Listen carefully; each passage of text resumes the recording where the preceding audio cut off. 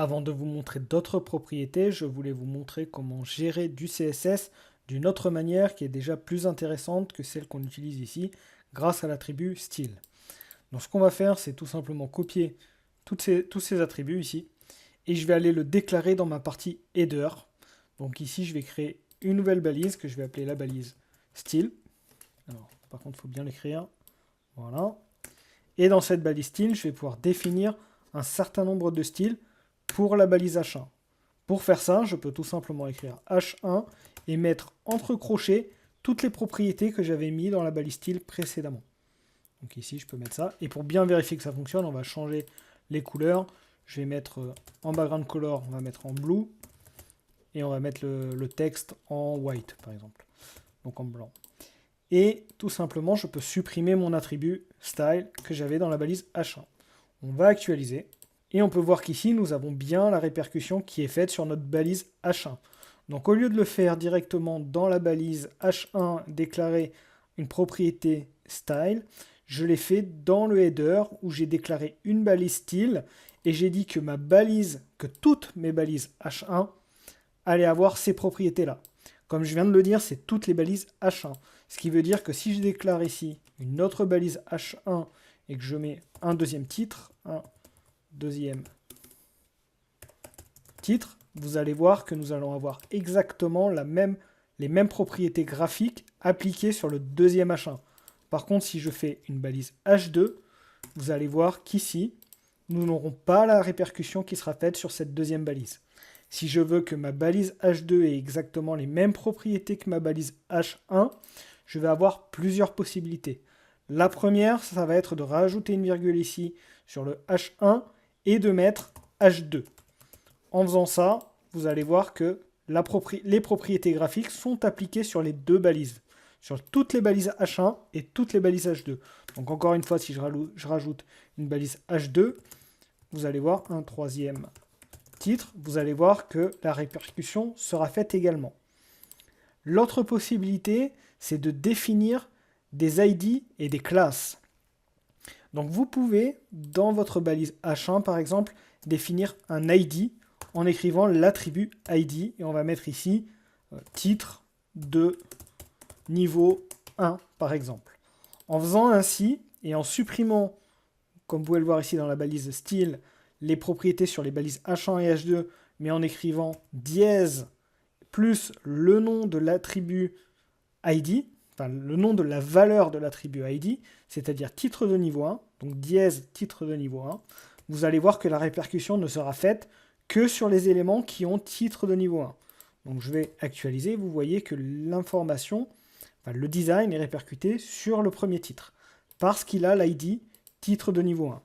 Maintenant, si je veux que mon troisième titre ait exactement les mêmes propriétés que mon premier titre, je peux également lui appliquer le même identifiant à la balise H2, donc pour le troisième titre.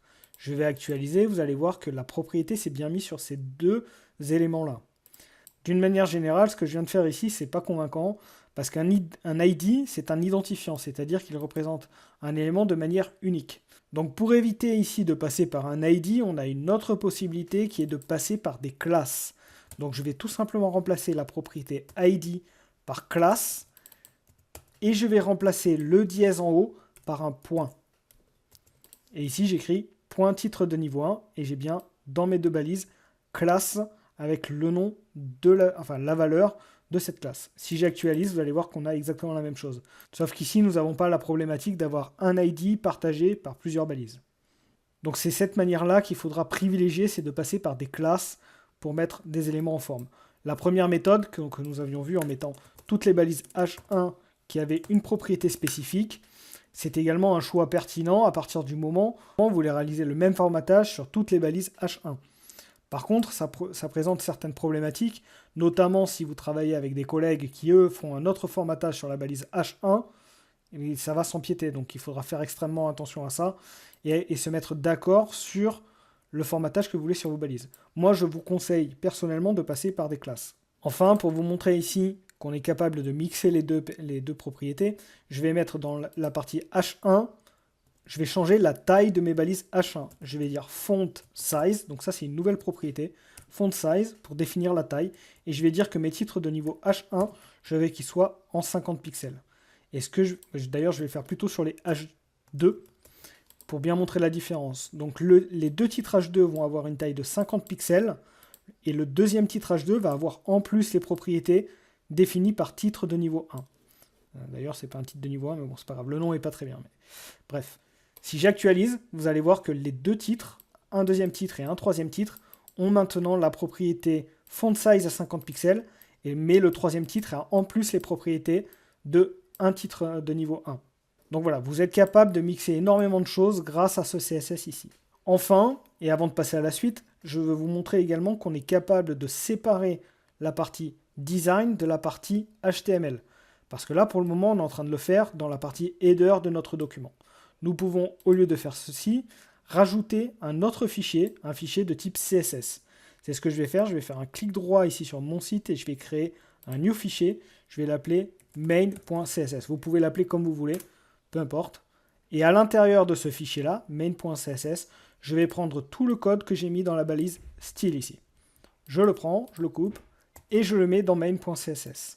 Maintenant, dans cv.html, il va falloir intégrer le fichier main.css. Pour faire ça, on va utiliser une balise dans la balise head qui va être la balise de type link et on va définir le type de fichier, donc c'est un style sheet.